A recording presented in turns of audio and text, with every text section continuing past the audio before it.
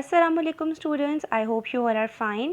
In our previous lecture, we learned about the universe and the solar system. So in this video, we will learn other substances which are present in our universe. So number one, asteroids. Asteroids are bodies of rock and ice in space. Millions of asteroids orbit the sun, most between Mars and Jupiter. They vary in size between 1 meter across and 600 mile across. Okay students, asteroids क्या होती है? कुछ Rocky या फिर ice की कुछ bodies होती हैं जो कि हमारी जो यूनिवर्स की स्पेसेस हैं, जिनको गाइगेंटिक स्पेसेस भी कहते हैं, वहाँ मौजूद होती हैं। और ये यूजुअली कहाँ सराउंड कर रही होती है? मार्स और जुपिटर के दरमियान जो ऑर्बिट मौजूद है। और इसका साइज़ क्या है? 1 मीटर टिल 16 मीटर माइल्स जो हैं, मतलब इतने दूर के फासले पे जो है ये रिवॉल्व कर रही होती है। ऐसी दिस आर द एस्ट्रॉइड्स। ये सब क्या हैं? ये सब जो है एस्ट्रॉइड्स हैं जो कि हमारे स्पेस में मौजूद होती हैं। Number 2, meteoroids. मेटेरॉइड्स क्या है? They are small rock pieces in the universe which are within the immediately vicinity of the अर्थ।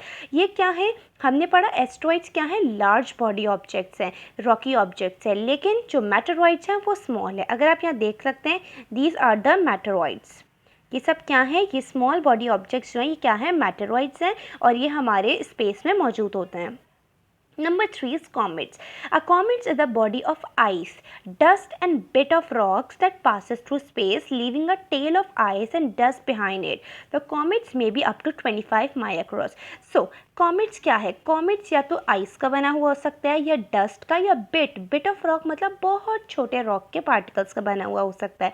ठीक है। अब इसकी खासियत क्या है कि इसका जो है हेड होता है और एक तरीके से पूरी टेल होती है। ये पूरा एक शो कर रहा होता है हेड टू टेल का स्ट्रक्चर। तो ये जो है जब भी गुजरता है तो अपने पीछे सारी डस्ट के या फिर आइस के पार्टिकल्स छोड़ता हुआ जाता है। Next, satellites. They are those heavenly bodies which bodies besides rotation on their own axis revolve around the planets. आप लोग सैटेलाइट्स पहले भी पढ़ चुके हैं। सैटेलाइट्स क्या होती हैं? हमारी स्पेस में मौजूद होती हैं जो कि हमें अर्थ से या फिर जहाँ पे हम मौजूद है वहाँ से हमें कनेक्ट कर दी होती हैं। फॉर एग्जांपल, अगर हम अपने टेलीविजन्स की बात करें तो वहाँ पे जो चैनल्स आ रहे होते हैं वो कहाँ से आ रहे होते हैं? वो सैटेलाइट्स के थ्रू हमें जो है हमारे घरों तक पहुँच रहे होते हैं। इसके साथ साथ हमारे स्पेस में क्या हो रहा है, क्या नहीं हो रहा। फॉर एग्जांपल, कुछ दिनों पहले एक न्यूज़ आ रही थी कि एक बहुत बड़ा एस्ट्रॉइड जो है वो हमारे अर्थ को हिट करने वाला है। तो ये तमाम न्यूज़ कहाँ से पता चलती हैं? तमाम न्यूज़ हमें सैटेलाइट के थ्रू पता चलती हैं। और ये satellite, these are the satellites which are present in our space. Now next topic है हमारे पास द प्लैनेट अर्थ। अब हम अर्थ के बारे में डिटेल में पढ़ेंगे। ठीक है।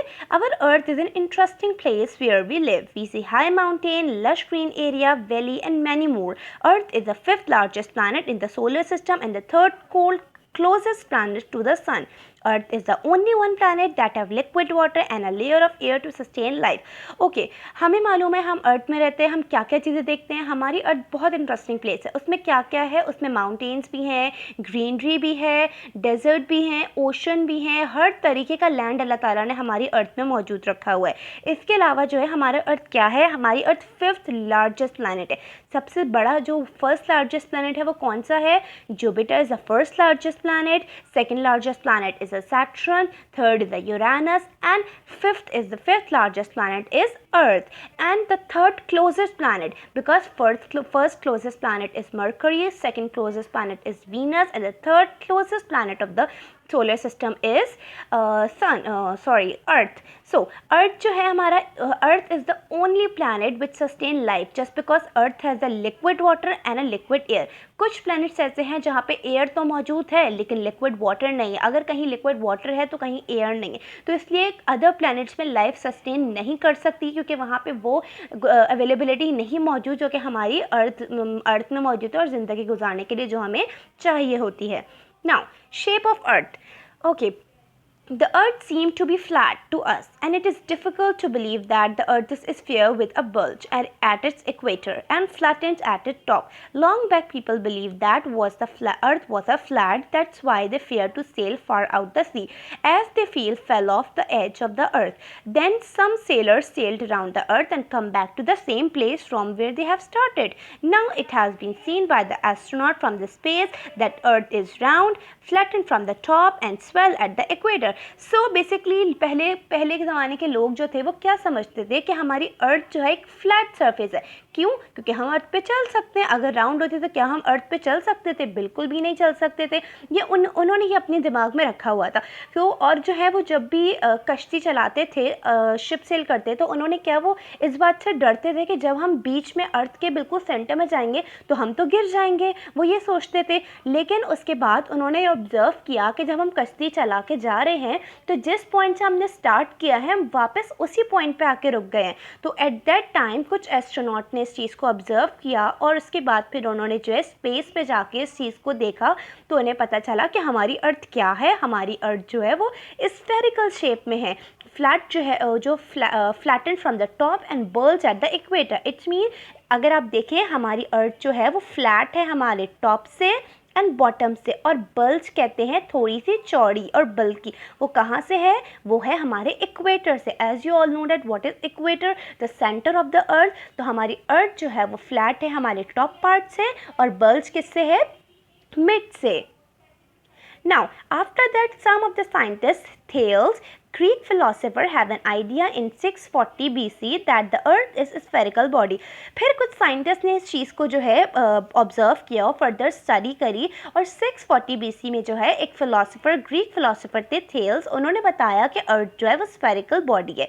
First Aristotle the Copernicus declared that the earth was round like a ball. इससे पहले अरिस्टोटल साइंटिस्ट थे, उन्होंने क्या कहा कि अर्थ तो राउंड है बिल्कुल बॉल की तरीके से।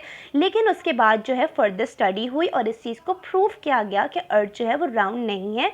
अर्थ क्या है? अर्थ स्फेरिकल बॉडी है।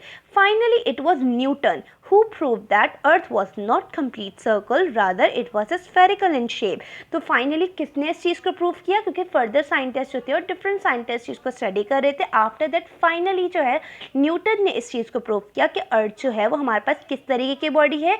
Flattened at the top and swell at the equator. As you see here, अगर अर्थ हमारी बिल्कुल फ्लैट होती तो क्या होता? हम तो चलते जाते हमारा तो एंड आता ही नहीं और ना ही अपनी वापस जगह पे आ सकते थे अंटिल कि हम टर्न लेते। लेकिन क्या है कि हम जो है अर्थ पे राउंड अगर हम चल रहे होते हैं तो हम वापस अपनी उस जगह पे जो है आ सकते हैं। क्यों? क्योंकि अर्थ हमारी क्या शेप है? अर्थ की हमारी राउंड शेप है।